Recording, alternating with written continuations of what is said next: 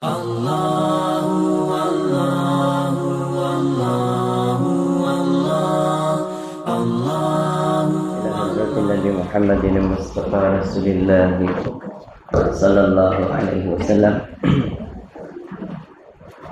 wa alihi kiram sabil azam semua khususan lima alif hazal kitab al-Syekh Rauf bin Abdullah Al-Fattan وصم لمشايخنا ولآبائنا ولأمهاتنا ولجميع المسلمين والمسلمات والمؤمنين والمؤمنات الأحياء منهم والأموات سائر الأنصار الأوتاد والأبدال الأنجى والأخيار والعرفاء وسائر أهل الله وللمشارق والمغارب الكرام الفاتحة أعوذ بالله من الشيطان الرجيم بسم الله الرحمن الرحيم الحمد لله رب العالمين الرحمن الرحيم مالك يوم الدين إياك نعبد وإياك نستعين اهدنا الصراط المستقيم صراط الذين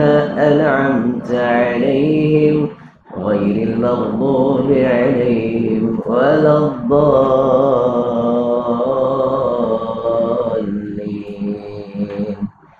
رب اغفرني ولوالدي. Assalamualaikum warahmatullahi ta'ala wabarakatuh. Alhamdulillahirabbil alamin wa bihi nasta'in. Wala haula wala quwata illa billahil aliyyil azim. Amma ba'du. Ke surat 58 kitab ini tajawidnya muka surat 14.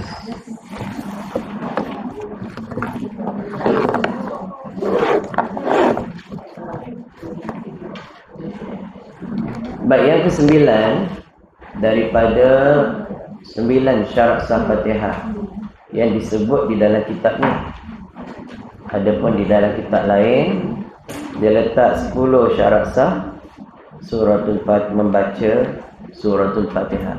Jadi kedua-duanya betul je. Cuma dalam Fatihah tu mungkin dia tambah, ada tambahan atau pecahan yang tak ada di dalam 9 ni. Apa dia yang tak ada tu? Kita tengok kat sini.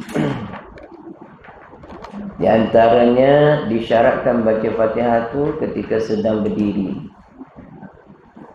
Berdiri bagi yang puasa. Ada kat sini. Tambah situ. Baik, yang ke-9 kata dia memelihara sekalian kalimahnya. Demikianlah bunyinya. Dia disebut sini alhamdulillah terus. Tapi kita sebenarnya dalam mazhab Syafi'i bermulanya surah Al-Fatihah itu ialah pada kalimah bismillah. Jadi kalau tak baca bismillah tak sah. Jadi kalau kita tengok nak jadikan seseorang tu imam, dia tak baca bismillah dan kita tahu dia tak baca bismillah, maka tidak sah ikut belakangnya.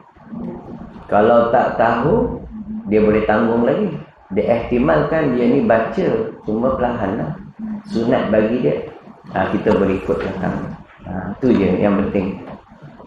Ataupun kita memang jadi pengikut aja, yang jenis tak selidik pun sah.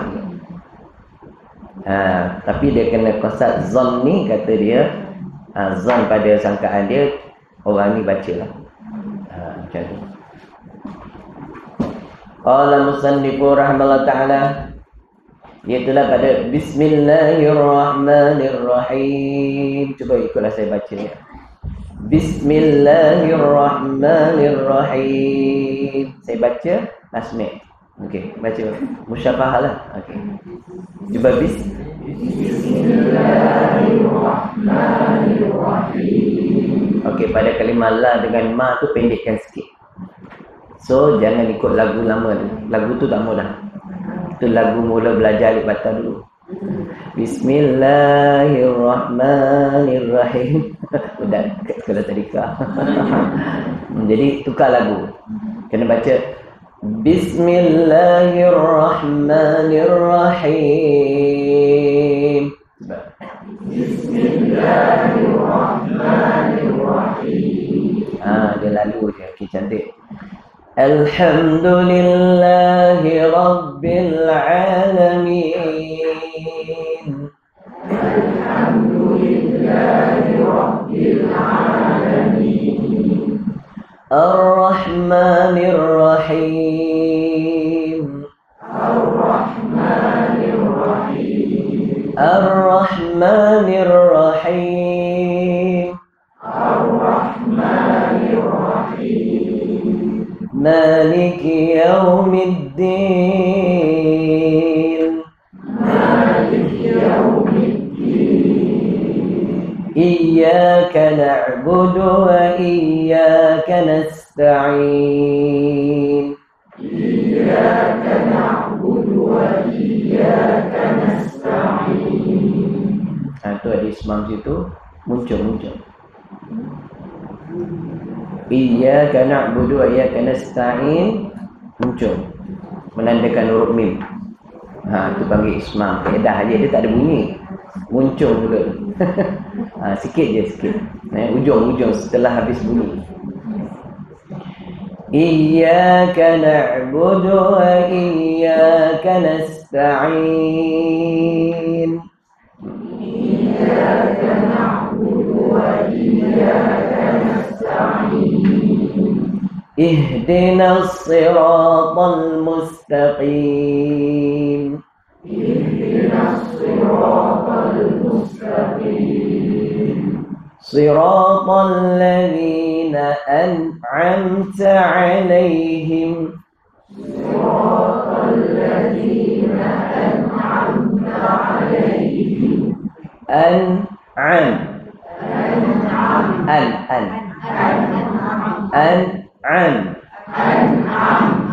Baik. Siratal ladzina an'amta 'alaihim. Siratal ladzina an'amta 'alaihim. Keluarkan angin dia. Ghairil maghdubi 'alaihim. Ghairil maghdubi 'alaihim. Tengok do tu. Maghdub. Kat sini. Ghairil maghdubi 'alaihim. Ghairil maghdubi 'alaihim. Waladdallin.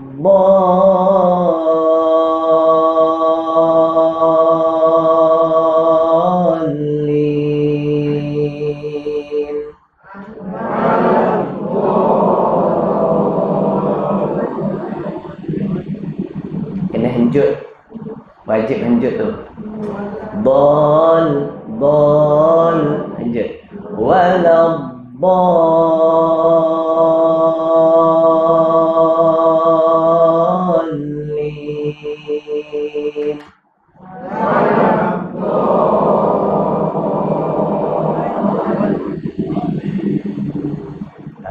Amin. InsyaAllah ya. Bolehlah. Kalau elok lagi tasmik seorang-seorang. Kan? Baru tahu kat mana. Salah dia nak kena betul dia. Baik, terusnya artinya yang memerintahkan pada hari kiamat akan dikaulah kami sembah dan akan dikau kami minta tolong. Itu bulang, bukan bulang. Bulang tunjukkan. Minta tolong, tawau lawangan. Baca lama, batu kata. Minta tolong. Tunjukkanlah olehmu akan kami jalan yang betul. Akan jalan sekalian orang-orang yang engkau beri nikmat atas mereka itu. Dan lain, ini bukan bagi jalan orang yang sesat mereka itu. Amin, perkenankanlah olehmu akan permintaan hamba-Mu ini. Jadi kalau makna dia tu, Bismillah, dengan nama Allah. Minta tolong oleh aku dengan nama Allah Tuhan yang amat pemurah bagi sekalian hamba dan makhluk dia di dunia. Lagi amat mengasihani yang dia khususkan bagi orang-orang mukmin saja di yaumul qiyamah. Makna dia. Alhamdulillahirabbil alamin. Segala jenis puji-pujian. Tak kira puji makhluk ke, dama makhluk ke. Dia qadim sama qadim, qadim pada makhluk, makhluk pada qadim ke? Semua jenis pujian tu lillahi, bagi Allah. Allah tu Rabb, Tuan atau Tuhan. Makna Tuan pun boleh. Tuan yang memiliki alamin, yang memiliki sekalian banyak alam atau seluruh alam. Tuhan yang memiliki sekalian alam atau yang menguasai hari pembalasan. Yaumiddin tu hari pembalasan. Baik, tapi al-alamin sekalian alam. Ar-Rahmanir Rahim, Tuhan yang amat pemurah lagi amat mengasihani. Maliki Yaumiddin, raja atau pemerintah Yaumiddin pada hari pembalasan, yakni hari kiamat. Dia yang menguasai, menjadi raja yang menguasai hari pembalasan. Ini hari agama tu, hari pembalasan. Iyyaka na'budu wa iyyaka nasta'in. Iyyaka akan dikau. Kenapa dia tahu akan dikau? Dia tak kata hanya kepada engkau lah kami sembah. Kan senang bahasa Melayu. Bahasa kita faham lah. Dan hanya kepada engkau lah kami minta pertolongan. Ialah sebab dia pasang makna tu, makna kita panggil main mengikut kaedah nahwu. Jadi dia kata akan dikau tu nak kata kita ni sepatutnya sebagai hamba tu tak boleh menyembah selain daripada Allah. Dan hanya kepada Allah juga tempat kami minta pertolongan. Nasta'in. Iyyaka na'budu, satu sembah, wa iyyaka nasta'in. Ihdinas sirata mustaqim. Ihdina, tunjukilah olehmu akan kami. Tunjukilah kami, senangnya tu kan. Tunjukilah kami ini jalan yang lurus. Itu siratal ladzina an'amta 'alaihim. Sirat iaitu jalan yang engkau beri atau engkau kurnia. Alladzina an'amta 'alaihim. Ini jalan orang-orang yang engkau kurniakan nikmat ke atas mereka. Siapa tu? Nikmat tu Siddiqin, Al-Syuhada, Al-Anbiya. Mereka ni lah jalan-jalan mereka ni, jalan orang solihin, jalan orang yang siddiqin, orang yang benar. Tu ghairil maghdubi, maghdub sini. Ghairil, jangan kata ghairil. Ni dia bulat. Ghairil. Ada bukan ghairil. Ya, ghairil bukan rel, ril, R-I-L. R-I-L, ril. Ghairil ada magh tu ada sikit. Magh itu sifat dia. Huruf ghain. Maghbu sini. Maghdubi alaihim. Bukanlah jalan mereka-mereka yang engkau murkai ke atas mereka. Bukanlah jalan-jalan orang-orang yang engkau murkai ke atas mereka itu. Siapa tu orang yang dimurkai itu? Yahudi wal Nasara. Allah murka pada golongan ni. Walan tarda ankal yahud wal nasara hatta tattabi'a millatahum. Banyak ayat-ayat Allah sebut. Yahudi ni dia memang satu bangsa yang dimurkai. Tu maghdub. Waladhdallin, dan sesat. Sesat manusia ni ialah golongan yang berpahaman dengan pahaman sesat Yahudi. Jadi ada tak Yahudi itu Islam? Ada lah. Ada yang masuk Islam Allah bagi dia, ada. Tapi tak banyak lah. Kebanyakan dia bermeluk agama dia.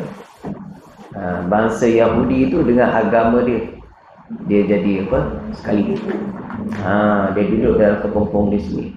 Jadi golongan ni tak boleh buat perjanjian damai. Tak ada guna.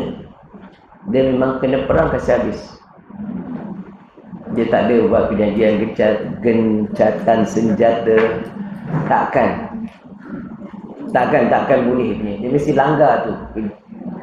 Nabi-Nabi pun tak kurang 30 orang dia persembelih. Dia bunuh, yang kena gaji pun ada. Jahat tak jahat ni golongan ni. Sebab Allah ciptakan dia, jadikan dia tu untuk ujian kita lah umat. Jadi dia panggil maghdubi alaihim waladdallin, yang dan juga jalan orang-orang yang engkau sesatkan ataupun orang yang sangat sesat. Tak lain dan tak bukan dua golongan ini, dan mereka-mereka yang seumpama dia. Inilah tu doa amin. Inilah amin tu hukum dia sunat. Walaupun kita sedang sembahyang, dengar imam baca amin, kita tengah sembahyang, sunat juga kita makmum ni sebut amin. Memanglah makmum biasanya disunatkan dia menunggu sehingga imam habis baca Fatihah. Dan amin dia dengan amin imam tu hendaklah disekalikan. Hukum dia sunat mengata amin tu. Dan ada juga kategori makmum yang suka baca juga. Imam baca, dia baca. Padahal dia sunat dengar. Kalau dia baca, imam baca, hukum dia makruh pada asalnya. Jadi tak makruh sebab dia tahu PL dia baca lambat, imam baca cepat. Kalau dia tunggu imam baca Fatihah habis, dia mula baca Fatihah, imam dah habis baca surah, dah rukuk, dia tak habis Fatihah lagi. Jadi dia tak mau ketinggalan jauh sangat. Padahal dia tu kategori muafiq lah. Dia dapat kadar masa, cuma cara dia bahasa lambat. Atau imam baca terlalu cepat. Maka dia takut, dia baca juga Fatihah. Tengah baca Fatihah sampai ihdinas siratal mustaqim, imam dah waladdallin. Apa perlu makmum ni buat? Dalam syarat sah membaca Fatihah disebut dalam kitab ni tadi, disebut kemarin, ialah tidak boleh diselangi oleh sebutan atau bacaan yang lain, betul? Jadi amin adalah bacaan yang lain. Tapi dalam kategori ni, apa perlu makmum tu buat? Maka berkata oleh pengarang kitab, pengarang kitab apa ni? Pengarang kitab Idaman Penuntut, Syekh Abdul Ghani Yahya, dalam kitab dia jilid 1, dia kata sunat bagi makmum itu menyebut amin juga. Sunat juga sebut amin. Jadi bila imam waladdallin, dia pun sebut amin, padahal dia tengah baca Fatihah ni. Jadi adakah Fatihah dia tu telah putus mualat dia? Tak putus. Kerana bacaan amin itu disunatkan, disyariatkan di dalam ketika mendirikan sembahyang. Itulah beza dengan doa yang kita baca Rabbi firli wali walidayya. Kalau kita baca waladdallin, kita akan baca dulu Rabbi firli wali walidayya amin. Kalau kita baca itu dulu, maka Fatihah makmum tu batal. Fatihah dia dah terbatal, dia kena ulang balik bismillah. Tapi kalau disebut amin saja, tak perlu dah ambil daripada pangkal, sambung dia ayat kat mana dia berhenti. Ihdinas siratal mustaqim tadi sambunglah siratal ladzina. Jadi adakah putus mualat dia? Tak putus. Tapi kalau lain pada kalimah tu pun putus. Contohnya, imam tengah baca surah. Imam baca surah salah, makmum belakang akan tegur tak? Imam baca surah terlupa. Dia baca apa dekat surah Al-Maun tu, berpusing-pusing kat situ je. Kan kuliah ayat kafirun tu kan. La a'budu ma ta'budu la antum a'buduna ma a'budu la a'budu ma ta'budu. Jadi makmum kat belakang dia memang kena tegur. Dia pun tahu lakum dinukum, buat dia tegur kan. Dia sebut baca Quran kan, tapi dia sedang baca Fatihah ketika itu. Oleh kerana imam tu berpusing-pusing, dia pun bagi ingat pada imam dengan membaca ayat yang imam lupa tu. Jadi dia sedang baca Fatihah tak habis lagi. Bila dia tegur imam dengan yang demikian itu, terputus dia punya Fatihah. Mualat dia putus. Sebab dia syarat sah membaca Fatihah tak boleh diselangi oleh zikir atau bacaan yang lain, kecuali bacaan amin. Maka hendaklah diulang pada bismillah balik. Kalau disambung ke ayat mana tadi, batal. Itulah pendetailan dia dalam bab suratul Fatihah. Baik. Qala musannif rahimahullah taala. Pertama pula. Adapun syarat rukuk pula itu yang disebut dalam kitab fiqh iaitu 3 perkara. Dalam kitab lain sebut 4 perkara. Kita tengok dia punya. Yang pertama dengan kosak dia, iaitu disengaja. Hendaklah rukuk tu hasil daripada kehendak dia sendiri untuk rukuk, bukan terrukuk. Boleh jadi terrukuk tu dengan banyak sebab lah. Dengan sebab dia ni jenis dengar bunyi geletuk tak boleh, dia punya reaction dia, reaksi dia akan dia memang nak rukuk, tiba bunyi geletuk terrukuk. Kan, terrukuk tu tak boleh. Dia kena bangkit balik dan hendaklah dia rukuk dengan keinginan dia sendiri. Dia panggil qasad. Dengan sengaja dia buat. Bukan sebab orang sepak bola kena kepala. Memang dia dah nak rukuk dah habis Fatihah, habis surah dah, nak rukuk lah. Memang ada hati nak rukuk tu. Tapi bola, rembat bola kena kepala, terdorong tadi tu. Alang-alang dorong rukuk je lah. Malu pun nampak ni, kan? Tak boleh. Dia kena tegak betul dan hendaklah dia rukuk dengan kehendak dia sendiri. Panggil qasad. Itulah qasdun. Qasdun bukan niat. Tapi dia pentarifan niat, dia panggil qasdu syai' muqtarinan bi fi'li, baru jadi niat tu tarif.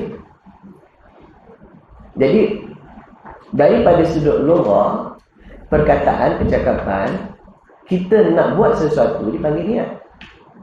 Tak? Aku kan nak pergi kedai lah, tak cakap dengan orang pun, hati dia nak pergi kedai. So daripada sudut bahasa lughah, itu adalah niat. Tak? Aku nak pergi masjid lah, nak sembahyang zuhur lah, dia niat nak pergi sembahyang zuhur. Andai kata mati di tengah jalan tu, matinya dikira amal soleh. Kan ada kisah orang yang telah bunuh 99 orang. Dia jumpa satu orang arif ketika itu, yang dia orang ni kaum Bani Israel. Dia bukan zaman Nabi sallallahu alaihi wasallam, dia zaman Nabi sebelum. Dia jumpa pendeta ataupun orang cilik pandai dalam kitab, ahli kitab lah. Jumpa, tanya kat dia, wahai Syekh, dia kata, aku ni nak bertobat kepada Allah. Aku dah banyak buat dosa, aku dah bunuh 99 orang. Syekh kata, kau dah bunuh satu nyawa pun balas dia bunuh, dosa kau tak terampun. Dia dengar macam tu, dia rasa patah hati dia. Dia angkat pedang, zaz, cukup 100. Mati kawan tu. Tak lama hati dia kata, ya Allah, takkan tak ada orang aku nak bertobat, aku tanya orang lain. Tanya satu orang lagi, kaum Bani Israel yang alim kitab. Maka orang alim tu kata, kalau kau nak bertobat, Allah Maha terima taubat. Tak kira dosa kau besar mana pun, melainkan kau jangan syirik saja. Maka dosa kau pasti Allah ampun, kalau kau nak taubat kepada Allah. Alangkah gembira dia. Saya dah bunuh 100 orang, termasuk satu orang ulama besar. Tak apa, Allah Maha Pengampun. Soal ampun ni Allah punya, bukan kita. Jadi cara dia macam mana, Syekh? Cara dia, kau pergi satu negeri ni, negeri orang soleh-soleh, orang alim banyak, orang abid banyak ibadat dengan Allah. Kampung ni kau kena pergi. Sebab kita manusia pengaruh dengan suasana. Kalau kita ikut suasana orang mengaji, kita akan jadi suka mengaji. Kawan dengan orang yang suka merempit, kita akan merempit saja. Itu pengaruh suasana. Kita akan ikut apa yang kawan kita buat. Kalau kita nak kenal peribadi seorang, lihatlah taulan dia. Dia berkawan dengan siapa. Kalau dia kawan dengan ramai orang, ini susah nak baca lah. Semua orang dicampur kan, susah nak baca. Tapi kalau dia dengar orang soleh, maksudnya orang ni orang ke arah itu. Jadi dia pun pergi ke kampung yang dikhabarkan. Dalam perjalanan dia, takdir Allah, dia mati. Belum sampai lagi tempat tujuan, mati. Maka dalam kisah itu diceritakan oleh baginda Nabi SAW, datanglah 2 malaikat daripada turun ke bumi nak ambil roh dia. Jasad tinggal, roh dia. Yang satu malaikat maut lah yang dah cabut satu, tapi nak bawa dia malaikat rahmat ke atau malaikat azab. Satu nak bawa pergi neraka, pergi ke Sijin, satu lagi nak pergi ke Illiyin. Illiyin dan sijin bukan syurga, bukan neraka. Dia tempat simpanan roh, simpanan Alkitab. Dia juga amal semua kat situ. Jadi dia pun antara dua malaikat ni dua-dua nak ambil. Jadi macam mana keputusan dia? Turun malaikat Jibril kata hukum. Jarak dia tinggalkan kemaksiatan nak pergi kepada kebaikan dengan kampung nak sampai ke kebaikan tu, lebih untuk kebaikan tu setapak. Maka dimasukkan dia ke dalam syurga dengan sebab ni niat dia masuk tempat yang berbahagialah tu illiyin. Itulah kisah dia. Jadi orang akan kata apa yang kita niatkan tu pahalanya Allah dah beri. Niat nak buat baik, pahala Allah bagi dah. Niat buat jahat, Allah tangguhkan dulu. Belum ada dosa lagi, baru niat. Punya nak merompak lah. Belum dapat dosa lagi. Dia merompak baru dosa. Dia kasih sayang Allah pada kita lah. Jadi adakah tu maksud niatnya? Ya, tapi itu niat daripada sudut bahasa, bukan daripada sudut istilahi. Jadi apa-apa amalan dalam Islam ni berkenaan hukum hakam, dia kena ikut pentarifan istilahiyah. Istilahiyah yakni pentarifan yang ditetapkan oleh ulama bersandarkan dari Quran hadisnya. Jadi apa dia punya pentarifan tentang solat, tentang ibadat, tentang niat, menurut istilahi pula. Tadi bahasa lughah, iaitu dia panggil qasdu syai'in muqtarinan bi fa'li. Apa makna qasad? Engkau menyahajakan perbuatan. Engkau berkehendak melakukan suatu perbuatan. Itu bahasa kita. Bahasa modelnya, engkau berkeinginan, berkehendak untuk membuat suatu pekerjaan berserta dengan diperbuat akan dia. Jadi macam mana tu? Niat itu hadir ketika mula melakukan pekerjaan ibadat yang nak dia lakukan. Contoh solat. Jadi permulaan bagi solat ialah takbiratul ihram. Maka ketika takbiratul ihram lah engkau datangkan niat, baru dinamakan niat. Kalau sebelum itu dinamakan azam. Jadi azam dengan niat berbeza. Kita makna berazam apa? Apa makna berazam? Menanam cita-cita atau niat. Itu daripada sudut bahasa. Jadi berazam ialah perkara yang kita lintaskan dalam hati, yang kita nak lakukan tapi belum dilakukan. Itu panggil azam. Jadi apa-apa amalan dalam Islam ni mesti bermula dengan niat. Innamal a'malu binniyat. Sesungguhnya pekerjaan yang dinamakan amalan tu mestilah dengan niat. Jadi kalau tak ada niat, tak jadi amalan. Dia jadi pekerjaan biasa saja, tanpa ada nilai ibadat kat situ. Jadi kalau kita memasak hanya semata-mata bagi makan saja, dapat tak pahala? Kalau ikut pada takrif ni, tak dapat apa-apa. Dapat hukum harus. Apa makna harus? Makan kan hukum dia harus. Makan pun tak berdosa, tak makan pun tak berdosa. Tapi kalau diniatkan makan tadi kerana Allah, jadi ibadat makannya. Walaupun dia tengah makan 1 jam, 1 jam kira ibadat. Orang Islam boleh buat macam tu. Kerja 8 jam tak niat kerana Allah. Walaupun kerja pejabat pun, kerja Grab, tapi niat kerana Allah. 8 jam kerja ibadat dengan Allah. Balik ke Tuhan, banyak ibadat aku ni. Ini tak ada ibadat dekat masjid dia. 5 minit dia semayang. Tu dia ingatkan niat dia, atau ngaji dia, ataupun zikir dia. Silap kat situ. Jadi fahaman itu fahaman Yahudi. Allah. Yahudi, Nasrani, amalan hanya dibuat di dalam gereja. Luar pada gereja, dunia, tak ada kena-mengena dengan akhir, tak ada kena-mengena dengan ibadat. Ibadat tu, kelakuan-kelakuan ibadah tu saja. Jadi mana-mana orang yang mengasingkan pekerjaan dunia dengan ibadah, fahaman dia dengan Yahudi sama. Itulah fahaman yang tak betul, fahaman yang sesat. Jadi Islam ni setiap tingkah laku kita semuanya jadi ibadat. Main motor dapat pahala. Pergi main kat Sepang tapi dapat pahala. Nak macam tu lah. Ni main kat Sepang dapat gembira saja. Dapat riadah saja. Rugi. Bersenam dapat pahala. Menari aerobik dapat pahala. Tapi betul lah dengan niat dan lepas. Menari aerobik dekat rumah dia. Yang dapat lihat mahram dia tak apalah. Senam aerobik tu. Atau apa. Pocok-pocok lah. Boleh lah. Tapi kalau kat luar dia jadi haram sebab orang lihat dia. Kalau kat rumah boleh je. Kan? Aduh kan. Orang rumah tanya, bang menari boleh bang? Menari lah abang tengok. Dia pun suka menari dulu masa sekolah dia. Main nari apa ni? Zapin lah apa semua kan. Pandai. Boleh ni betul lah. Pergi awak nari susu tengok. Baik daripada tengok orang, baik saya tengok awak. Ini tak ada. Jangan menari. Ada yang kolot tu menari tak boleh sangat. Kan Habib Ali Zainal Abidin, dia menari Zapin Arab. Zapin Arab ni tak macam Melayu, lain macam Melayu dia tu.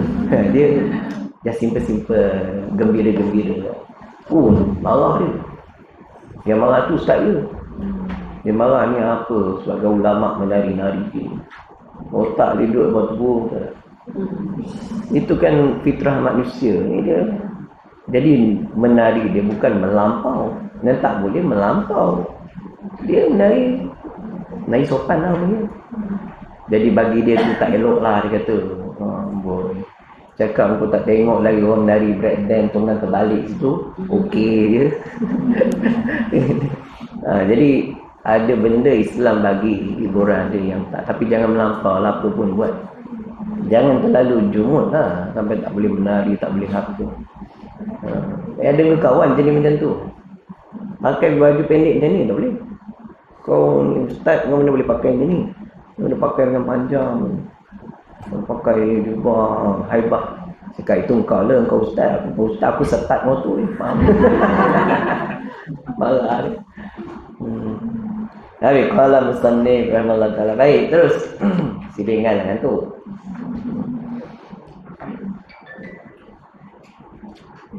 Baik, syarat dia ada 3. Syarat rukuk dalam kitab lain sebab ada 4. Jadi kita tengok apa yang ke seterusnya. Yang kedua pula. Yang pertama tadi ialah hendaklah dengan qasad. Yang kedua, tamakninah di dalamnya. Kena tamakninah. Tamakninah tu apa? Berhenti seketika. Sekadar subhanallah. Subhanallah berapa lama sebut ya? 3 saat, 2 saat, 3 saat. Jadi 3 saat tu kena stay. Rukuk tak boleh gerak dah. Jadi patung. Jadi kedudukan rukuk tu hendaklah dia punya tengkuk dengan badan sampai ke punggung rata. Kepala juga rata. Jangan dongakkan kepala. Ada orang kata mil. Kepala tu mil. Jadi kau dongak sikit. Jadi duduk dekat dia punya kaki. Jadi kau bengkokkan mim lagi mim lagi kat mana? Dal. Dipandailah dia kata. Jadi rukuk tu ada mim mim dal. Muhammad kat situ. Pandai. Boleh jadi tak? Boleh jadi juga. Tak ada masalah. Cuma hendaklah ratakan kepala. Dari kepala sampai ke bahu sampai ke punggung. Rata. Letak air tak jatuh. Tak cawan tak jatuh. Lepas tu bawah ni L. Kalau tak boleh luruskan kita punya lutut kerana sakit atau kerana hajat lain, hendak boleh kita bengkokkan ke depan. Tak salah. Tapi timbangan dia kena betul. Jangan terlalu tunduk melebihi kadar dia. Tunduk melebihi itu dah kira menongging, dah bukan rukuk lagi. Tak sah. Kalau terdongak atas, tak sah juga. Hendaklah tegak kedudukan dia tu. Sikit-sikit. Dia kan kepala leher terus sampai tu. Ni kepala tu. Janganlah. Jangan ni ada orang ni kedudukan dia mendongak macam ni. Terdorong ke bawah sangat kepala itu. Okey. Macam ni kan? Ni salah. Tak sah ni. Ini dah kira menongging. Ada orang dia punya kedudukan dia Macam ni okey, tapi dia macam ni. Kan? Ada kan? Ada kan orang macam ni kan?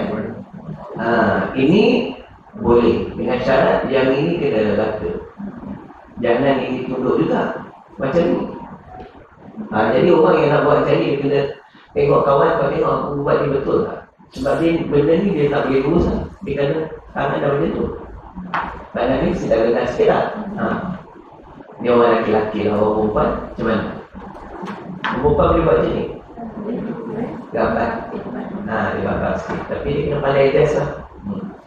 Jadi orang lelaki buat macam ni. Jadi kepala ni masuk balik. Ini mata ni pandang tempat sujud. Mula nak turun, mula daripada atas ni, kita nak turun saja pandang kaki jari kaki ni. Bila dah sampai kata, kita pandang ke tempat sujud. Baru kepala ni akan dapat kata. Itu caranya. Itu cik Ustazah boleh macam Ustazah Wan Masnah boleh. Masa umur saya 14 tahun. Baik. Qala musannif rahimahullah ta'ala.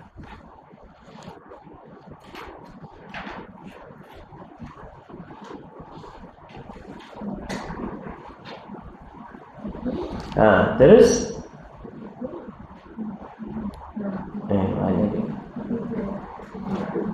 yang ketiga pula, hendaklah rata tulang belakangnya. Yang tadi tu rata tulang belakang tu, itu adalah syarat sah. Lagi yang keempat, dengan kosat. Dah ada lah. Dengan apa ni? Mata tak?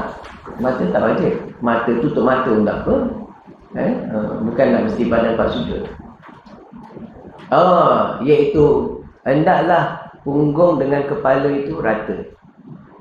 Sama lah dengan yang ni kan, tulang belakang tadi. Mana kita? Tomak minah tak? Jadi dia ada empat. Salah satunya hendaklah kosat. Dah ada. Betul tulang belakang samalah dengan punggung dan kepala sama rata. Dan yang ketiganya, tangan dia letak di atas kepala lutut. Tak semesti. Dia boleh letak dekat betis kalaulah tangan dia panjang. Dia tak wajib letak dekat lutut. Nanti lain masalah. Dah lupa tengok. Qala musannifu rahimahullah ta'ala. Baik, seterusnya. Adapun syarat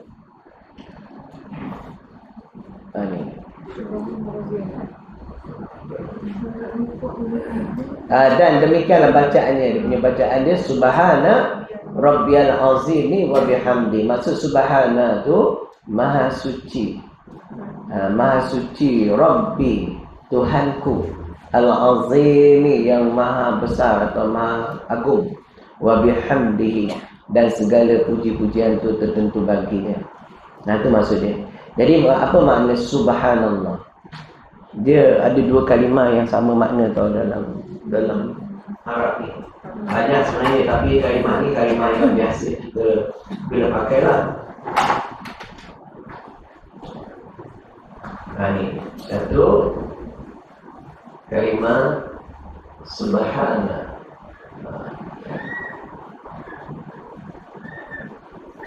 Subhanallah.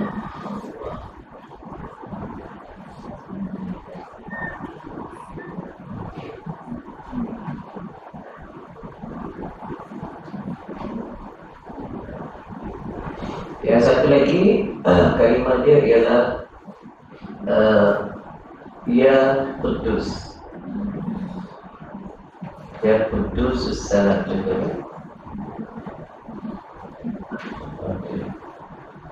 Ya Qudus. Baik. Dua-dua ni maknanya sama. Ya Qudus, wahai Tuhan yang maha suci. Subhanallah, maha suci Allah. Jadi apa beza kalimah Qudus dengan Subhan? Dua-dua mensucikan Allah. Kalimah subhana mensucikan Allah daripada sifat-sifat kekurangan. Mensucikan Allah daripada segala sifat-sifat kekurangan yang tak layak bagi zat dia. Contoh sifat yang kekurangan, iaitu bosan. Kalimah bosan, sifat bosan tidak sesuai bagi Allah. Tapi malamnya ada lagu orang pasal bagi lagu dia, mungkin Tuhan mulai bosan menghatikan kita. Kan? Dia lagi lagu, tapi lagu tu lah. Bosan tu lahir daripada hawa nafsu. Allah Ta'ala tidak ada sifat nafsu, sebab dia bukan jisim, dia bukan jirim. Dia makhluk, sudah tentu kontra dengan Allah, takkan sama. Jadi kalau manusia ada sifat bosan, iaitu lahir pada nafsu dia. Nafsu kamu dah bosan, kan?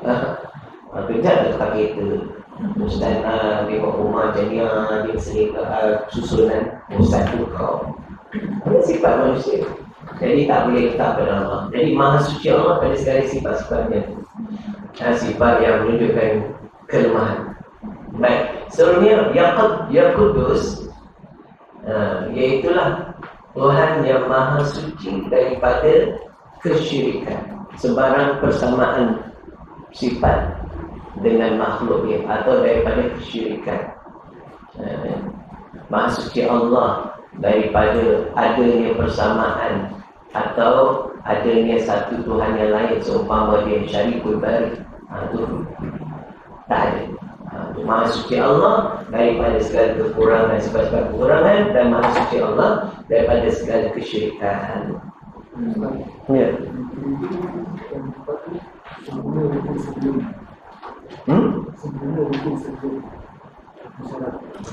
Yang keempat. Ya, betul.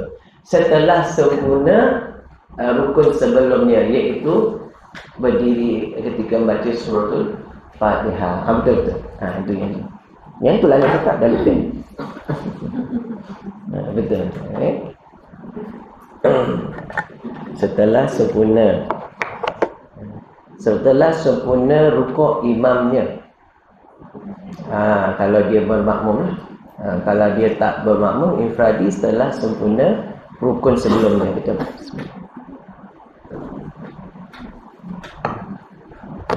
Ini gula perang ke gula putih?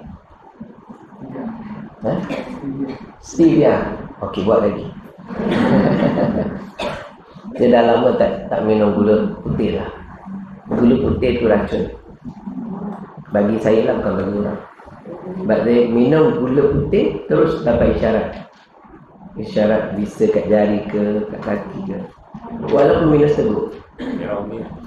Bila kita dah tinggalkan gula tu, tak makan bertahun-tahun, bila dia masuk dalam badan terus ada sigidan. Ni tak ada. Betul kan? Baik. Qala musannif rahimahullah ta'ala, terus.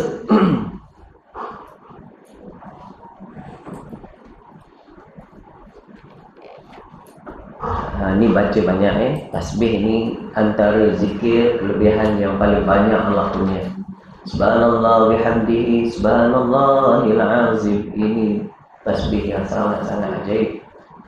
Orang yang amalkan tasbih ni, satu tasbih Allah bina istana, bina mahdikai dalam syurga.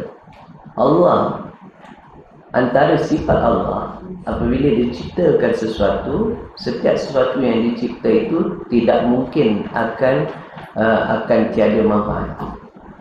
Mesti ada manfaat. Jadi kalau kita selalu bertasbih, maka Allah bina dalam syurga tu mahdikan kita. Makna Allah bina dah. Bukan baru nak bina bila dah kiamat, tak. Allah bina terus. Mana mungkin Allah biarkan dia kosong, tak ada manfaat. Pasti orang yang melakukan dia tu lagi akan datang, dimasukkan ke tempat, ke dalam mahdikai dia. Jadi banyakkan tasbih. Subhanallah bihamdihi subhanallahil azim.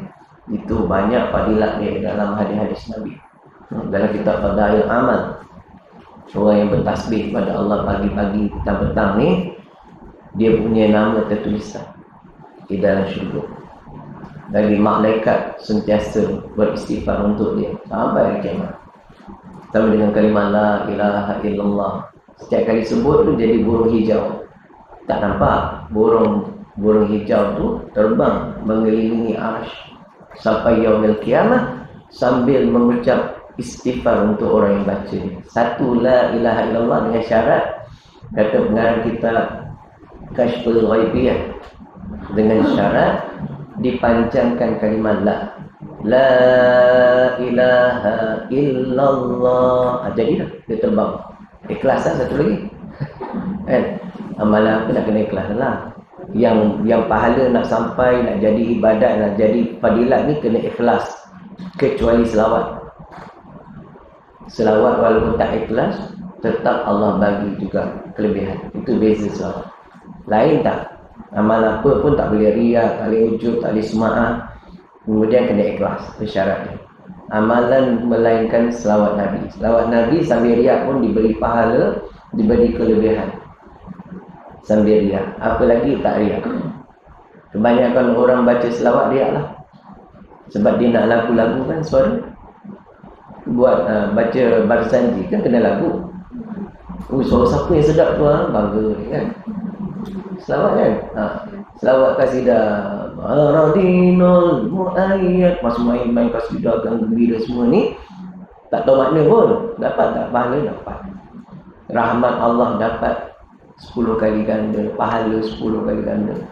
Dia hapuskan dosa 10. Oh, Masya Allah. Berkat selawat ni. Jadi kita ni, dalam hidup kita, jangan lupa selawat pada Nabi SAW.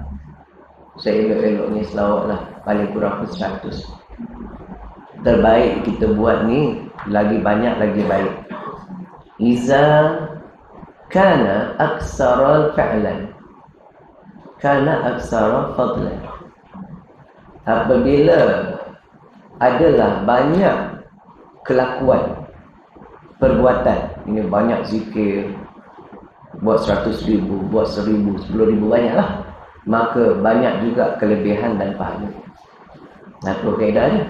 Jadi jangan kurang-kurang. Sama juga kaedah ni diguna pakai untuk solat sunat. Daripada kita menggabungkan solat sunat sampai 5 sekali tu, baik buat satu-satu. Kalau yang gabung 5 tu ada khilaf. Ada sebagai ulama kata tak boleh. Ada sebagai ulama kata boleh dengan syarat solat sunat mutlak atau solat sunat dia panggil apa, yang bersebab. Boleh. Istikharah dengan apa, istikharah digabungkan dengan apa lagi, dengan hajat, boleh. Yang dia panggil solat sunat maksudah. Solat sunat ni yang sama tara dengan ni boleh. Kalau dengan fardu tak boleh. Sembahyang Zuhur digabungkan dengan, tadi aku sudah pada Zuhur 4 rakaat digabungkan dengan solat sunat istikharah, digabung tak boleh. Itu ajaran sesat. Mana ada kitab sebut macam tu, tapi ada orang sebut macam tu, ustaz sebut macam tu. Mana dalil? Tak ada dalil. Kalau buka dalam kitab Ibnu Hajar, Haytami, Imam Syafi'i, Nawawi, As-Sayyidi, mana ada? Yang ada solat sunat. Tu pun kau naik. Kau yang muktamad mengasingkan tu lebih baik daripada buat sekali 5 tapi buat 2 rakaat. Kedekut itu masing. Solat hifzul iman digabungkan solat istikharah, digabungkan dengan solat satu lagi awabin. Buat 2 rakaat je. Wah, niat banyak-banyak. Suka hati. Bukan tak boleh, ada ulama yang kata boleh. Mazhab lain boleh, mazhab Hambali boleh. Mazhab kita Syafi'i daif. Seloknya janganlah, jangan kedekutlah. Buat 2 je pun. Kan? 2 istikharah, buat 2 hajat. Allah tu lagi baik. Macam-macam hal lah. Ni ngajar benda yang tak patut diajar. Tak apalah, makna kata di segi keilmuan ada dulu tu, kan tak ada lah. Qala musannif rahimahullah.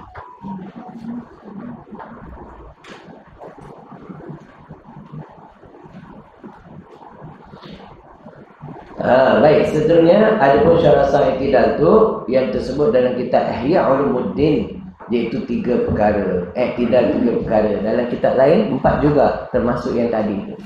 Ya, setelah sempurna rukuk. Itu syarat sah dia. Ialah pertamanya dengan sengaja qasad. Yang keduanya hendaklah betul tulang belakangnya, yakni tegak tu, kedudukan tulang belakang tu betul, jangan bongkok. Dan yang ketiganya tamak ninah juga. Dan yang keempatnya iaitu setelah sempurna rukuk. Itu syarat sah i'tidal. Demikianlah bacaannya. Sami'allahu liman hamidah. Rabbana lakal hamdu mil'as samawati wa mil'al ard wa mil'a ma syi'ta min syai'in ba'd. Okey, baik.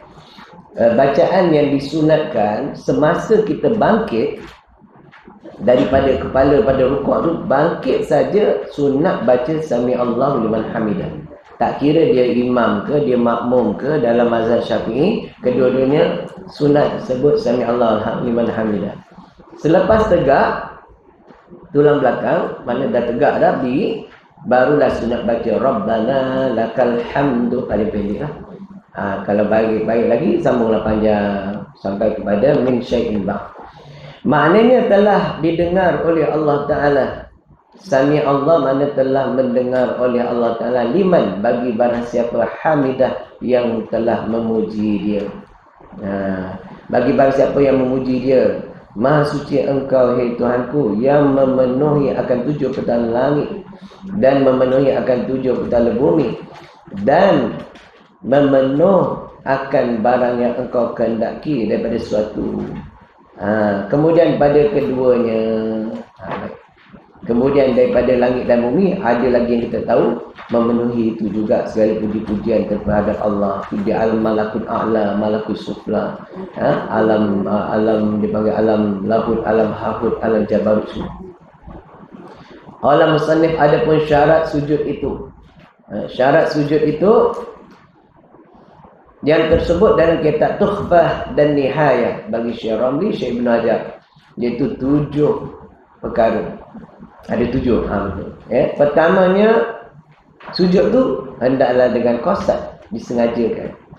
Yang keduanya, menghantarkan anggota yang 7. Baik, penting dia sebut disengajakan dengan qasad ni sebab contoh kalau kita sujud, umpama tengah sujud tu kita terlupa yang ada bisul, dirawat batu kat dahi, sakit. Jadi bila hentak pun automatically terangkat. Jadi terangkat tu dipanggil bukan dengan qasad. Bila bukan dengan qasad, dia pun letak balik, tak dinamakan menambah rukun. Dia yang jadi menambah rukun sebab sengaja angkat dan letak balik, walaupun sedikit, walaupun sebentar, dikira menambah rukun, batas sembahyang. Jadi apa yang disebut oleh Syekh Daud bin Abdullah Al-Fatani dalam kitab dia Munyatul Musalli berkenaan dengan masalah ni, dia kata jika seorang tersujud di seumpama batu, jadi dia kemudian mengangkat oleh ia akan kepalanya walaupun sebentar dan diletakkan, maka batal sembahyang dia kerana menambah rukun. Maksud pengarang, murad dia itu penting. Ngaji kita ni kena banyak supaya dia faham. Jadi maksud pengarang, jika mengangkat oleh ia, maksud dengan sengaja angkat. Kalau terangkat dengan tidak ada qasad, tidak dinamakan menambah sujud. Maka ketika itu sah. Itu dia beza dia. Qasad tak qasad. Sebab itulah setiap rukun kita tengok, pertama dia kena dengan sengaja, yakni dengan qasad sendiri nak buat, bukan Semua perbuatan dalam sembahyang kalau tanpa qasad, tanpa disengajakan, yakni terdorong, terbuat, itu, ini, dikira perbuatan itu lagha, sia-sia, tak jadi rukuk, tak jadi sujud. Jadi dia kena ulang balik perbuatan itu supaya jadi dia rukuk, jadi dia sujud. Itu maksudnya. Penting tu, faham benda tu. Yang kedua, menghantarkan anggota yang 7.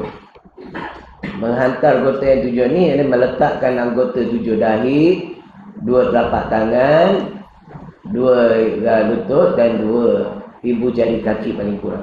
Yang ni tapak kaki dia kendaki tu ialah jari-jari kaki dia. Sekurang-kurangnya 1 jari lah. Iaitu kena letak di lantai. Itu baru jadi sujud. Kalau salah satunya tak kena lantai, tak dinamakan sujud dan tak sah sujud itu. Dan tak dinamakan dia sujud. Baik. Kalaulah di antara 7 anggota ni hanya dahi sahaja yang tidak boleh dihalangi oleh pakaian atau benda yang dia pakai. Contohnya ekor terserban jatuh, tertutup dahi, tak boleh. Atau rida atau kain telekung. Sujud atas telekung tak boleh. Tapi kalau sujud atas ekor serban boleh. Ekor serban yang panjang yang dililit kan. Orang Arab kan ada ekor serban panjang. Dia 1 ekor, 2 ekor kan. 1 macam mana 2 juga, 1 kecil atas. Dia 2 kat belakang ni, 1 dia lilit kat leher. Bila nak solat dia buka, dia hamparkan. Bila dia bergerak, serban tu tak ikut gerak. Maka sah sujud atas dia. Kalau yang bergerak tak sah. Itu je. Jadi orang yang sembahyang di atas kerusi confirm tak dapat syarat sah. Orang yang sembahyang atas kerusi dan tak boleh nak sujud. Jadi ataupun orang yang sembahyang duduk yang tak boleh nak sujud. Jadi apa yang dia buat ketika sujud ialah menggantikan kaifiat sujud tu dinamakan ganti bagi sujud. Bila ganti bagi sujud tidak diberati dengan cara yang lain. Kalau dah syarat sujud tak boleh dapat dah, maka sujudlah barang mana yang dia boleh. Walaupun dengan membongkokkan sedikit. Tak perlulah tangan ni sampai ke lantai. Tak perlu dah nak tunduk sampai sehabis-habis tunduk, sampai mengah kawan tu muntah darah. Jadi kena faham sebab dia ganti bagi sujud bagi orang musuh, dimaafkan dia. Dia boleh lah buat seringan, tak payah nak berat-berat sangat. Sial dia, acik kena sampaikan. Tangan boleh sentuh lantai, kena sampaikan. Itu batal terus buat macam tu. Duduk macam ni. Dia nak tanya lah, bagi dia riak dia. Baik, cantik ke tak jadi? Macam hawa muka. Di antara perbuatan yang membatalkan sembahyang ialah jahat rupa, keji pada pandangan rupa, seperti melompat di keji, batal walaupun sekali gerakan. Sama lah, buat macam tu batal. Anda je suruh orang buat macam tu. Dah tak boleh nak sujud dah, ganti bagi sujud sudah. Macam ni pun dah kira sujud dah. Dia rukuk boleh biasa, bila nak sujud dia duduk atas kerusi kan. Lepas tu dia buatlah macam ni, sikit pun tak apa. Janji dia qasad itu rukuk, ganti bagi sujud, ganti bagi sujud. Tak perlu dah nak tunggu bawah. Dia syarat sujud punggung kena lebih tinggi pada kepala. Wah, perlu hafal kepala kau tu. Lalah kursi patah. Batal terus main dia kalau kursi patah tu. Sebab dia terdorong tu dadir. Habis. Sikit lagi kolam sedih. Dan yang ketiganya tamakninah, samalah berhenti seketika. Dan yang keempatnya menghadapkan kaki kepada kiblat, menghadap kiblat. Ni sujud ni. Menghadapkan itu kaki kan? Dalam rumi kiblat. Menghadapkan itu kaki kepada kiblat, bukan.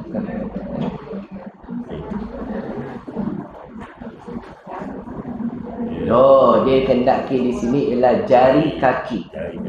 Jari kakinya hendaklah salah satu daripada jari dia yang 10 tu, kedua-dua kaki tu mengarah kiblat. Kan? Contohnya sekurang-kurangnya satu jari dia kelepek lah. Dia tak boleh letak macam tu dia. Letak gitu tak boleh. Contoh. Sedekah. Jadi sujud dia mesti kaki macam ni. Macam ni kan? Macam ni. Sujud. Baik. Yang ni. Dia ni. Ni kaki lah ni. Pandai lah ilmu dia. Ni kan.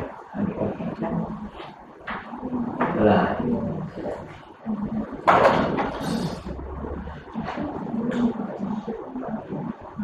Buat kaki bagi sikit.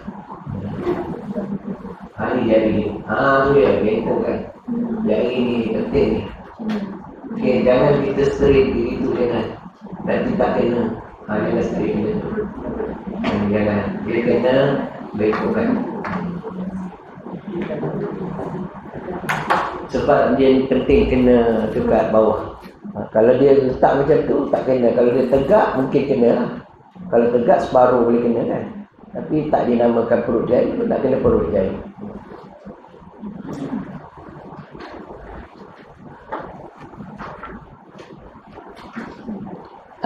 Kemudian yang kelima, jangan berlapik dahinya dengan pakaian yang dia pakai. Dan yang keenamnya, memberatkan kepalanya. Maksud memberatkan kepala tu, tekan sedikit sekadar jadi lepeh lah kapas. Kalau letak kapas tu lepeh, cukup. Maknanya bolehlah sujud dekat atas tilam, boleh. Pergi hotel, malam turun atas tilam, cari sejadah tak jumpa, tilam ni bersih ni. Sembahyang atas tilam tu boleh tak? Boleh lah. Dan yang tujuannya meninggikan yang rendah.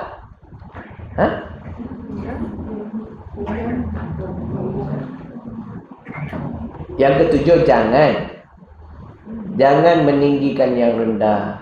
Iaitu dia sebenarnya yang ketujuh tu, hendaklah punggung lebih tinggi daripada kepala. Betul kan? Ya. Hendaklah punggung lebih tinggi daripada kepala. Jangan meninggikan kepala atau menyamatarakan kepala dengan kedudukan punggung. Itu dia. Habis setuju. Demikianlah bacaan dia. Subhana Rabbiyal A'la wa bihamdi. Maha suci Tuhanku Al-A'la yang maha tinggi.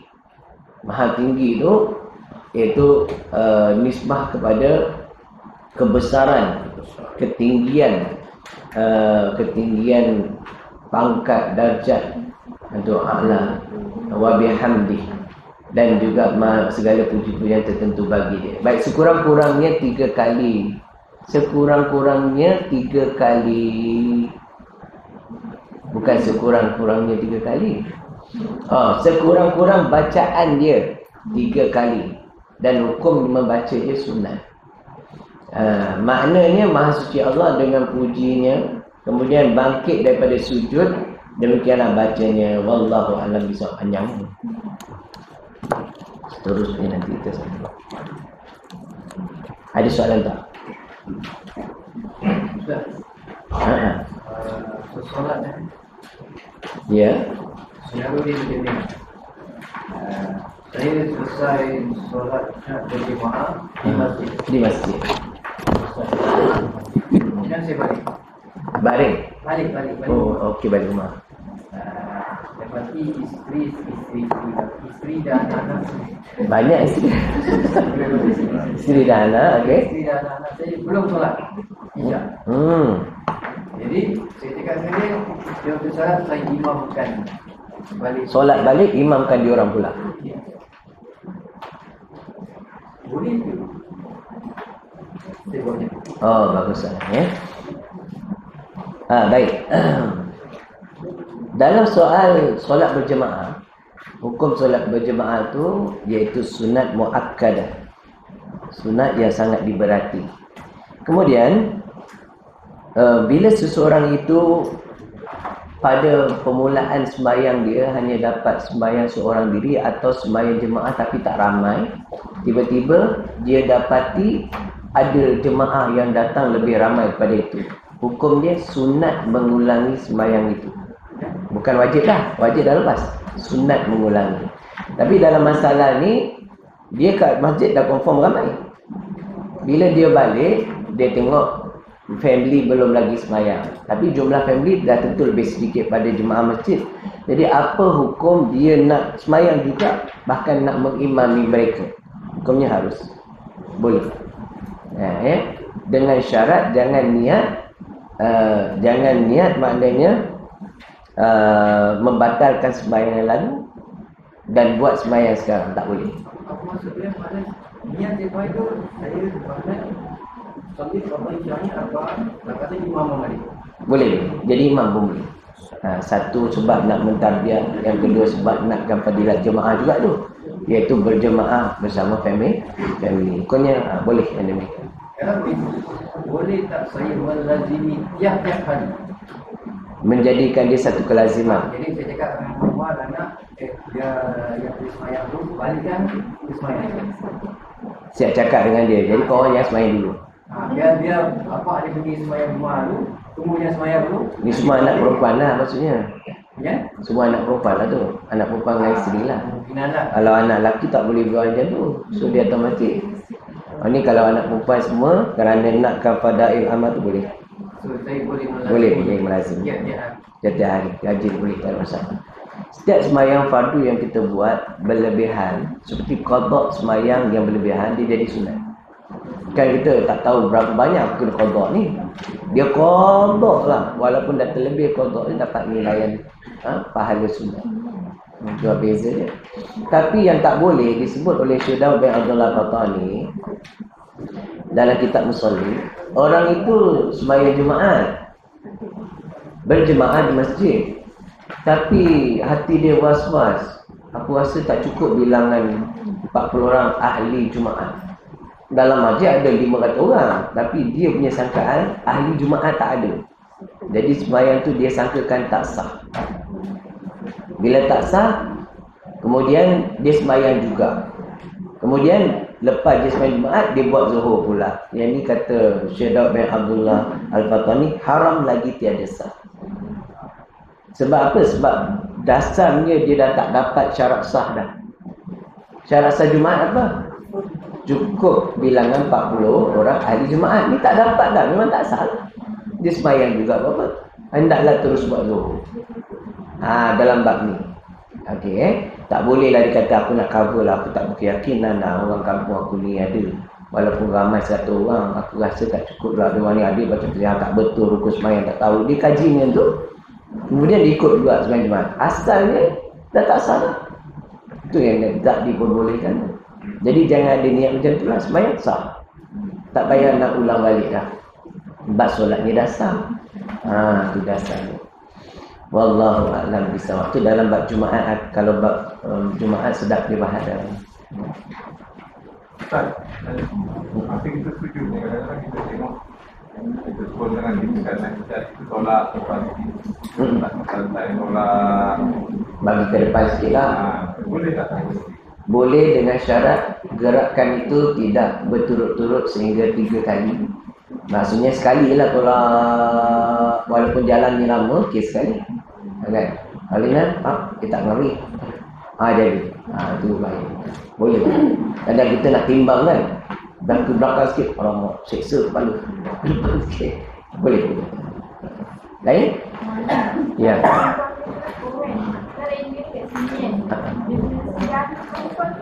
Sikit aja kan. Okey, mana batas dahi? Orang perempuan disuruh pakai tudung takut keluar. Jadi apa yang buat ialah kan, siap boleh lah dituju sini, jadi payung hidung.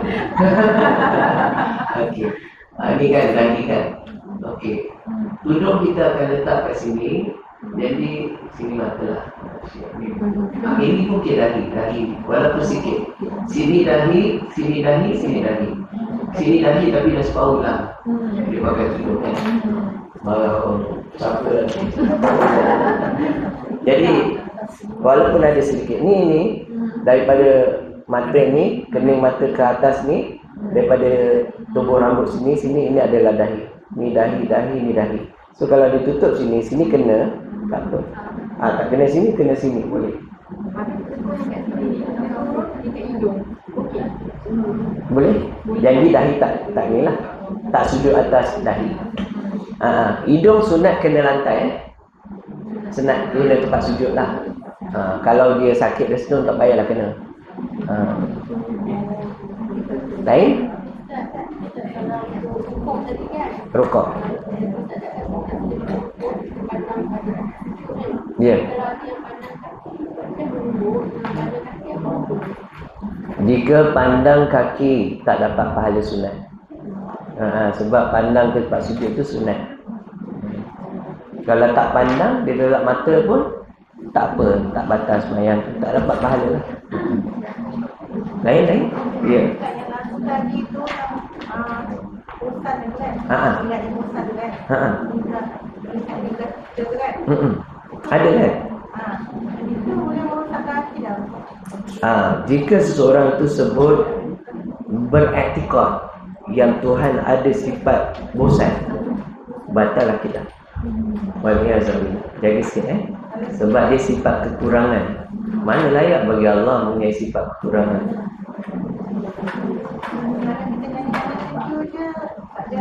Kalau nak nyanyi tanpa iktikad tak, nyanyi sajalah, tapi dikira salah, nyanyian yang salah.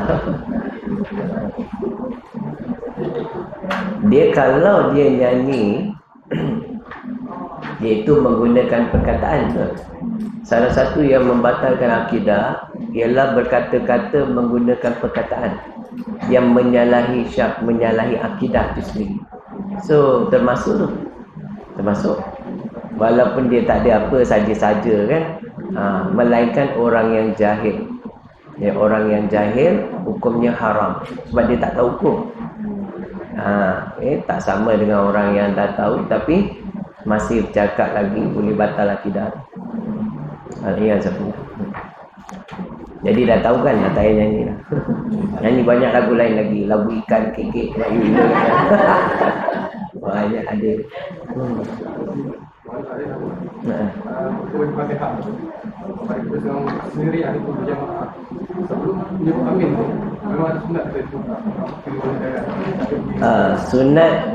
Sunat berdoa di antara lafaz amin dengan sebelum Fatihah awal dhalin, Fatihah dengan amin itu sunat berdoa. Rabbi firli wa liwalidayya. Ya, walaupun berjemaah, walaupun seorang diri sunat baca. Dan dia punya kaifiat dia disebut dalam kitab. Dia bukan daripada hadis. Daripada dalam kitab berkenaan dengan sabtah di antara Fatihah dengan amin. Hukum dia sunat. Nabi buat macam tu. Jadi nak mengisi masa antara, nak jadikan sabtah antara Fatihah dengan amin, maka ulama kata alangkah bagusnya kalau ditambah dengan doa. Jadi doa itu antara perbuatan yang tidak membatalkan sembahyang. Doa, zikir, dengan niat doa, niat zikir lah. Maka hukum dia ulama letak sunat berdoa. Jadi dia sunat itu bersandarkan pada dalil ulama. Kalau maksudnya dalil daripada ketetapan ulama dipanggil ijma'. Allah. Ya.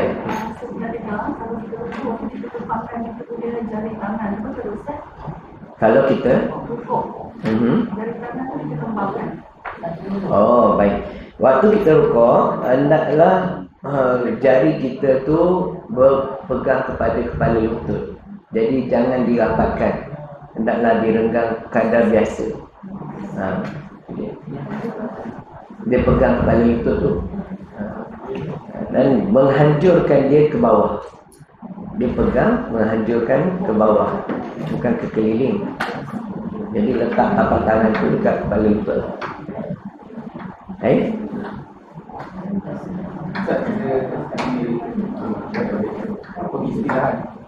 Istilah niat. Niat tu bisa istilah maksudnya kasat bisa perbuatan. Ya betul. Yang begini kita niat melakukan satu kewajiban walaupun belum lakukan tidak dapat pahala. Itu niat daripada sudut bahasa. Dipanggil azam. Kalau daripada sudut fiqah, mazhab Syafi'i itu adalah berazam. Tak dinamakan niat. Tapi niat daripada sudut percakapan saja, bukan dari sudut fiqah Syafi'i. Itulah beza dia tu. Macam kita cakapan, lughatan, dia setiap benda pun dia ada takrif lughah dengan istilah, kena beza. Apa takrif lughah maksud ilah. Ilah ialah tu Tuhan. Ya. Iaitu setiap yang dijadikan sembahan dipanggil ilah. Jadi kalau orang tu sembah patung, ilah juga. Orang tu sembah duit, ilah juga duit tu. Itu daripada sudut lughah. Daripada sudut istilah tauhid, iaitu ilmu usuluddin, akidah, ilah tak boleh letak kepada selain daripada Allah. Iaitu ilah di sini dipanggil la ma'budun illallah. Maksudnya yang layak disembah tu ialah hanya Allah. Jadi hanya Allah dia yang layak disebut ilah. Itu daripada sudut syar'i. Jadi daripada sudut syar'i, sebut dia Tuhan, tak ada yang lain melainkan Allah. Tapi kalau sebut bahasa, sebut Tuhan dia universal. Ya tak? Orang kafir pun kata Tuhan juga, orang kafir pun sebut Allah juga. Tapi Allah yang orang kafir sebut dengan Allah yang kita sebut tak sama. Bunyi sama, kepahaman dia, akidah dia tak sama. Sebab dia beranggapan Allah tu sebagai Tuhan Bapa. Kan? Kita Allah tu ismu bizatin, nama bagi zat, iaitu zat yang wajib ada. Dialah Tuhan yang satu-satunya Tuhan, tak ada yang lain. Wallahu a'lam. Lain. Ya.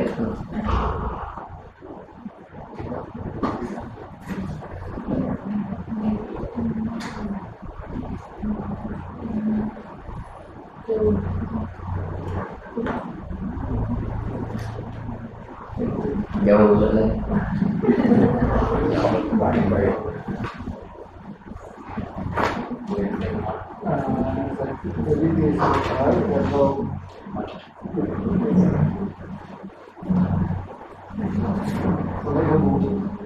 Kalau mengenai solat sunat yang digabungkan, okey, tak hurai. Okey, solat sunat yang digabungkan, iaitu solat sunat yang boleh digabungkan itu menurut mazhab Syafi'i macam disebut oleh Imam As-Sayyuti, Imam Ibnu Hajar, Haytami dalam kitab-kitab mereka dan beberapa ulama yang lain, iaitulah solat sunat yang sama level. Dipanggil solat sunat maksudah, yang bermaksud, seperti solat hajat, solat istikharah, bermaksud digabungkan, sah digabungkan. Tetapi jika digabungkan dengan solat fardu tak boleh. Solat fardu semata-mata solat fardu, dia khusus, dia tak boleh samakan sebagai solat sunat sebab dia tidak setara. Title fardu tu tinggi, sunat tu dia rendah. Ya, jadi solat fardu bila kita ada niat yang lain selain pada dia panggil taraddud. Taraddud dalam niat itu perkara yang membatalkan niat itu sendiri. Tak sah niat yang ada taraddud tu. Ya. Jadi solat fardu dengan solat sunat istikharah umpamanya tak boleh digaduh, tak boleh disandingkan dia. Tak sama level. Solat sunat istikharah, solat sunat hajat boleh digabungkan. Solat sunat yang mempunyai yang tidak setara tu ialah solat sunat istisqa, minta hujan. Solat sunat gerhana, kaifiat ni pun ada beza sikit dengan kaifiat solat sunat mutlak. Jadi tak boleh digabungkan. Jadi jangan main sesar semua sunat tu. Dan jangan digabungkan seperti apa yang disebut dalam Facebook satu orang Tok Syekh ni. Syekh ni ada gelaran Al-Habib pula, tu yang kita ada pelik sikit. Bila dia kata boleh gabungkan fardu dengan yang sunat, yang tu tak betul. Tak ada syahid, tak ada dalil daripada kitab ke daripada sunnah, tak ada.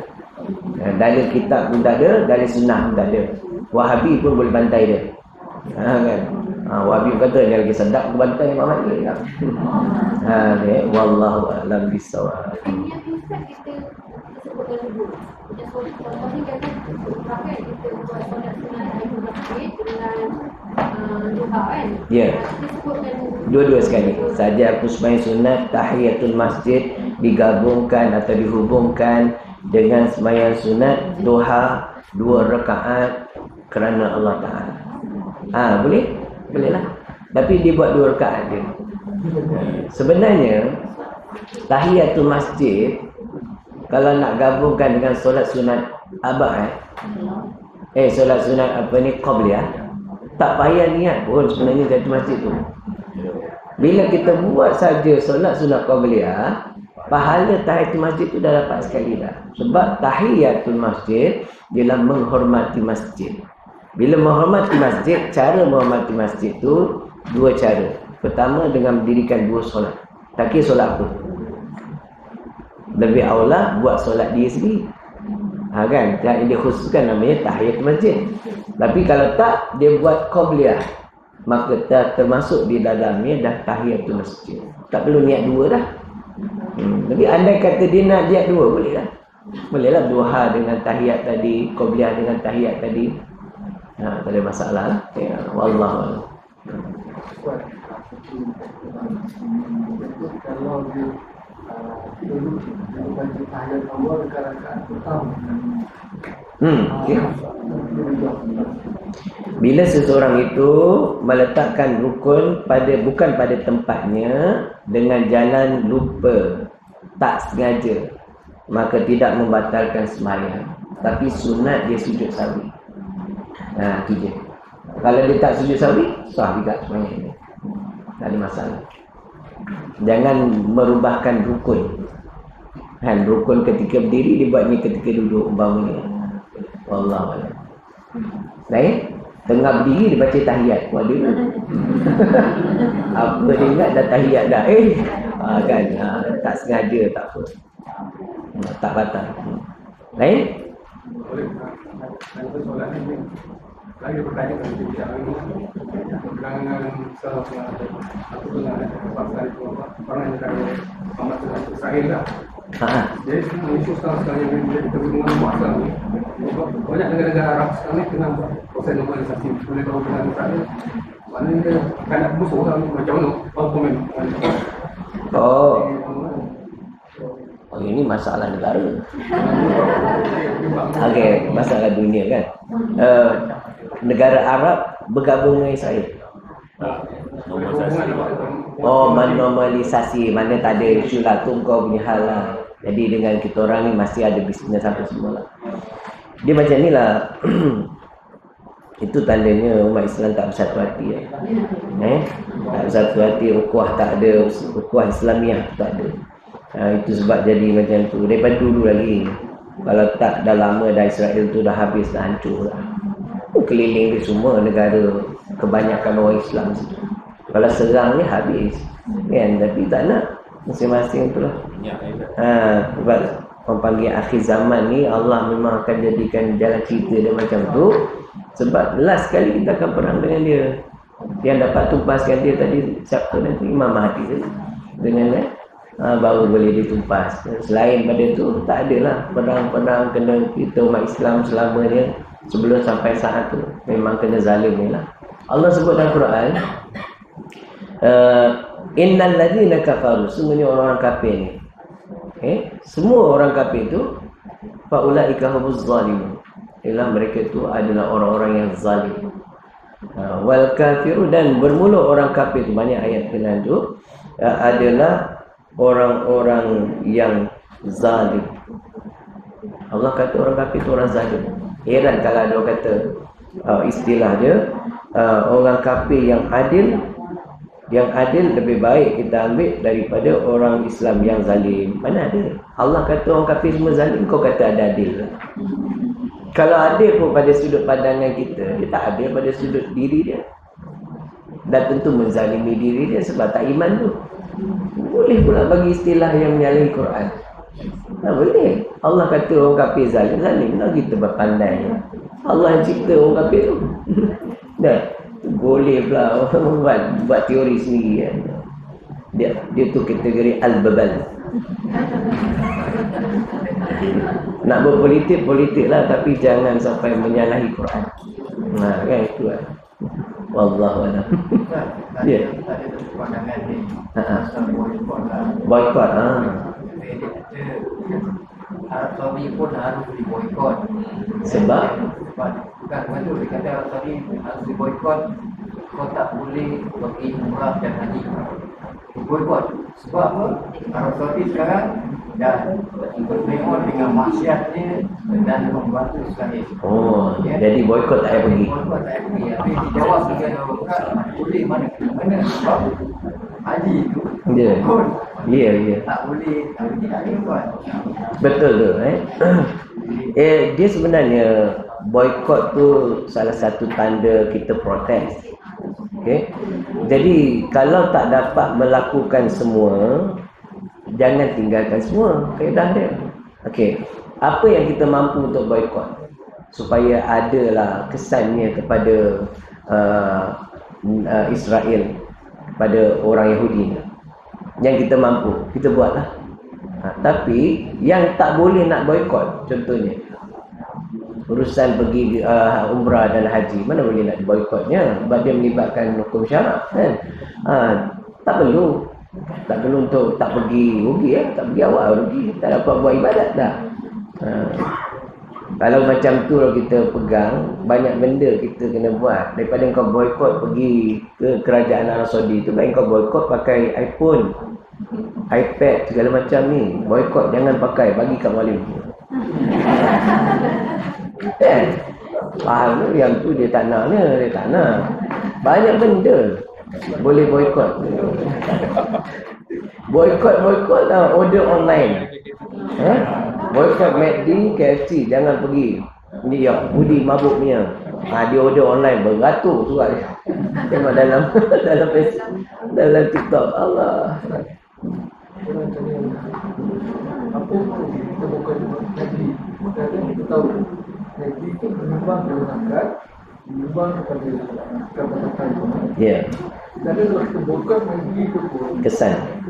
tak ada kesan bukan Israel. Ya. Cuma 37% saja orang Betul. Sebenarnya umat Islam ni dia kena fikir.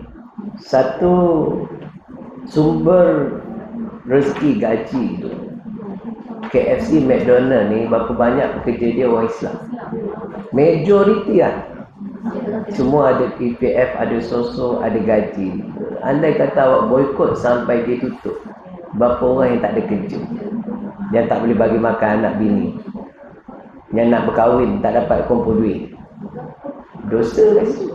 Jadi dalam konsep ekonomi Islam, wajib bagi umat Islam tu satu, mewujudkan akan ekonomi Islam. Ekonomi Islam ni tak semestinya engkau tak boleh bersama dengan barangan orang kafir. Itu dia silap. Nabi SAW beli baju perang dia dengan orang Yahudi. Dan Nabi pernah berhutang dengan orang Yahudi.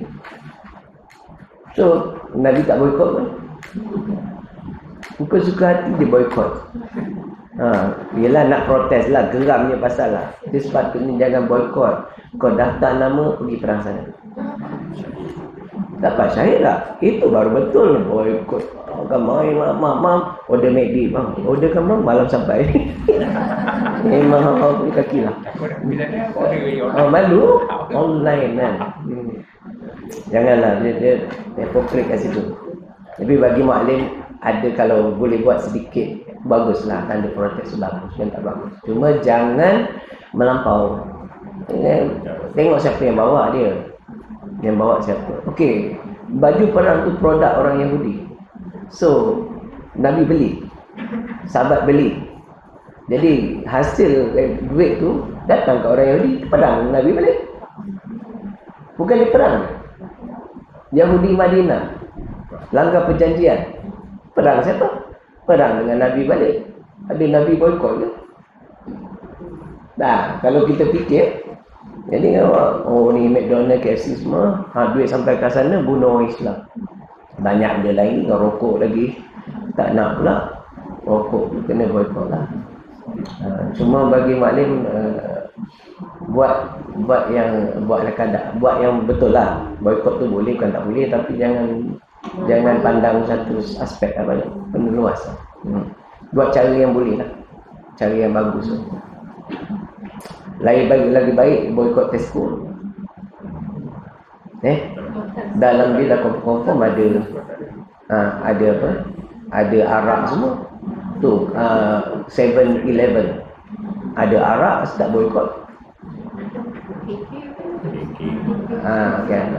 KK murah. Tak nak boikot macam mana nak beli nak bisnes dia tadi. Fikirlah, jadi benda ni kena meluas lah. Bermuadalah dengan orang kafir tu ada keharusan syaraknya. Yang kita tak nak tu ialah kejahatan dia. So cara nak menghentikan kejahatan tu biar lebih praktikal. Pergi ramai-ramai, cakap dengan kerajaan kita, tolong hantar kita orang ni. Kita orang nak pergi. Yes. Ini Mu'alif sokong 100%. Ada orang. Tolong angkat dengan PM. Kita orang memang geram betul dengan Yahudi ni. Jadi kita orang volunteer untuk pergi tolong bantu orang Islam kat sana. Kalau tak nak perang, bantu dekat Gaza. Jadi nurse ke, jadi doktor ke, jadi tukang apalah. Itu baru betul. Ni mantap. Allah mana boleh keluar bana kita kama Allah Taala sudah abadan. Bi rahmatika ya arhamar rahimin walhamdulillah. Allah